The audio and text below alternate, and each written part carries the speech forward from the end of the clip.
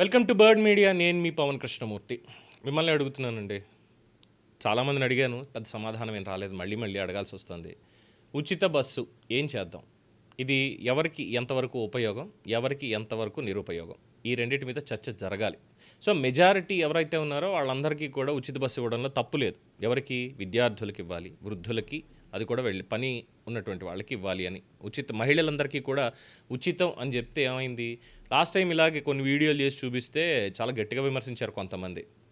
కడప దగ్గర ఎక్కడికో వెళ్ళి అదేదో పొడి తెచ్చుకోవడానికి, అమ్మ నీకు ఇష్టం అంట కదా, అందుకే పొడి తేయడానికి ఫ్రీ బస్సులో వెళ్ళొస్తున్నాను అని చెప్పని. సో దాని మీద ఒకటి. తర్వాత కేటీఆర్ అన్నటువంటి మాటలు, ఉచిత బస్సులు దేనికి ఉన్నాయంటే మా అక్క చెల్లెమ్మలు అందరూ కూడా కరివేపాకు తుంపుకోవడానికి, ఎల్లిపాయలు పొట్టు ఇచ్చేసుకోవడానికి, బియ్యం చెరుక్కోవడానికి, కబుర్లు చెప్పుకోవడానికి దీనికి పనిచేస్తున్నాయి. అంతే తప్ప పెద్ద ఉపయోగం లేదు. ఇది ఒక రకమైనటువంటి అనాలోచిత చర్య.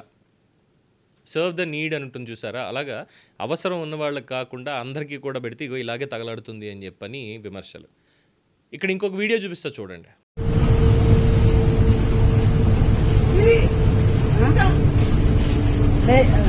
పళ్ళు కూడా బస్సులో తోముకోమన్నారా?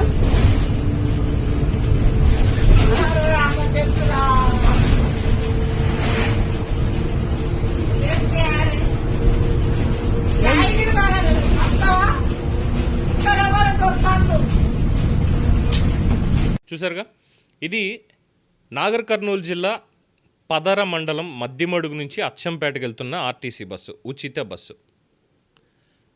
పాపం ఆ పెద్దావిడ బస్సు ఎక్కి హ్యాపీగా పళ్ళు తోముకుంటుంది.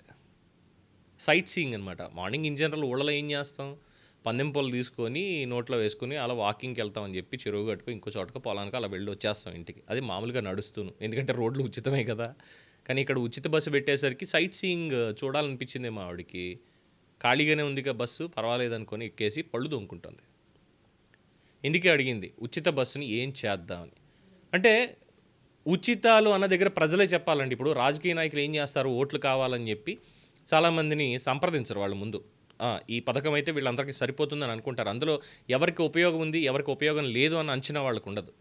సో దాంతో ఈ ఉచితాల గోల ఎక్కువైపోతుందని ఈవెన్ మన సుప్రీంకోర్టు చీఫ్ జస్టిస్ సూర్యకాంత్ గారు కూడా మనం వ్యాఖ్యానించారు. సో దీనికి ప్రజలే చెప్పాలి, బాబు మాకు ఇవేం ఉచితంగా వద్దు, మాకు ఉచితంగా మీరు ఏమైనా ఇవ్వాలి అనుకుంటే ఉచిత విద్య ఇవ్వండి, ఉచిత వైద్యం ఇవ్వండి, ఈ రెండు ఇవ్వండి, మిగతా అన్నిటికీ మేము ట్యాక్సులు కట్టుకుంటాం, ఇబ్బంది ఏమీ లేదు మాకు. ఈ రెండు మాకు మీరు ఫ్రీగా ఇస్తే, క్వాలిటీ అందిస్తే మేము ట్యాక్సులు మిగతా వాటి అన్నిటికీ కట్టుకుంటాం, ఆటోమేటిక్గా సిస్టమ్ సెట్ అయిపోతుంది. ఇంతే. ప్రతిదానికి ఉచితం అనేటువంటి పేరు పెట్టుకొని, అంటే ఇక్కడ మళ్ళీ ఇంకొకళ్ళు అనొచ్చు, ఏంటి ఆ ఒక్క మహిళనే చూసి మొత్తం ఉచితాన్ని ఎత్తేయండి అని చెప్పడం ఫ్యాషన్ అయిపోయిందా పవన్ నీకు అని అడుగుతారు. లేదండి, డెఫినెట్గా లేదు. పిల్లలకి, చదువుకునేటువంటి వాళ్ళకి, దూర ప్రయాణాలు చేసేటువంటి వాళ్ళకి ఎవరు ఉచితంగా తీసుకోవచ్చు, ఎవరు తీసుకోకూడదు అనేటువంటి విజ్ఞత అందరికీ ఉండాలి. పిల్లలకి ఇవ్వండి, తప్పులేదు. వృద్ధులకి ఇవ్వండి, తప్పులేదు. వికలాంగులకి ఫ్రీ ఇవ్వండి, తప్పులేదు. అది ఎవరైనా కానీ అందరికీ ఉచితం అని చెప్పి పెట్టేస్తే ఇగో ఇలాంటివన్నీ కూడా అందులో.